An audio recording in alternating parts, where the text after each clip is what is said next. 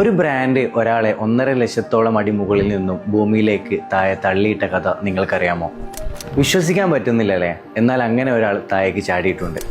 പ്രശസ്ത സ്കൈഡൈവറായ ഫെലിക്സ് ആണ് ഈ ചലഞ്ച് ഏറ്റെടുത്ത് ചാടിയത്. ഇത് സംഘടിപ്പിച്ച ബ്രാൻഡ് മറ്റാരുമല്ല, റെഡ് ബുൾ ആണ്. 2012 റെഡ് ബുൾ ഫെലിക്സിനെ ഭൂമിയിൽ നിന്ന് 1,28,000 അടി ഉയരത്തിൽ നിന്നും താഴേക്ക് ചാടാൻ വിട്ടത്. മേഘങ്ങൾക്കും എത്രയോ മുകളിൽ ആകാശം കറുപ്പ് പുതച്ച് കിടക്കുന്നിടത്ത് സ്പേസിന്റെ എഡ്ജിൽ നിന്നും മരണത്തെ മുഖാമുഖം കണ്ടുകൊണ്ട് ഒരു ചാട്ടം.